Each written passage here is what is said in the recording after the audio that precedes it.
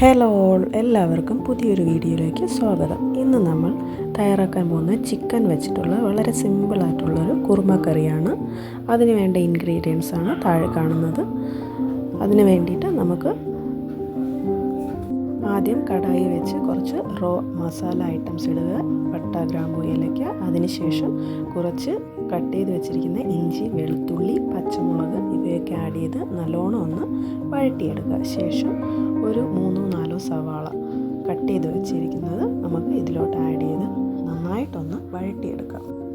ഇത് നല്ല brown colour ആവുന്നത് വരെ നമ്മൾ വഴറ്റിക്കൊണ്ടേയിരിക്കുക. ഒരുവിധം ഇപ്പോൾ നന്നായി വഴണ്ട് വന്നിട്ടുണ്ട്. ഇനി നമുക്ക് കഴുകി വൃത്തിയാക്കി വെച്ചിരിക്കുന്ന 1 കിലോ ചിക്കനാണ് ഞാനിവിടെ എടുത്തിരിക്കുന്നത്. 1 കിലോ ചിക്കൻ ഇതിലോട്ട് ആഡ് ചെയ്ത് കൊടുക്കുക. നല്ലോണം വഴറ്റിയെടുക്കുക.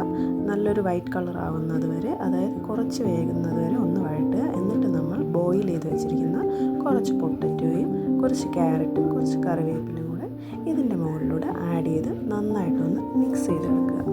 ഇതെല്ലാം നന്നായിട്ടൊന്ന് വഴണ്ട് മിക്സായി വരുമ്പോഴത്തേക്കും നമ്മൾ തേങ്ങയുടെ 2ാം പാല് പിഴിഞ്ഞത് ആഡ് ചെയ്ത് കൊടുക്കുക.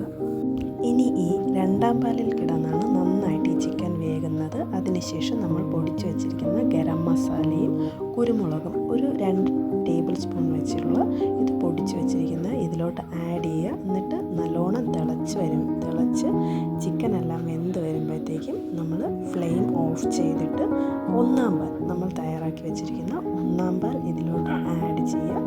അതിനുശേഷം ഓഫ് ചെയ്തിടുക.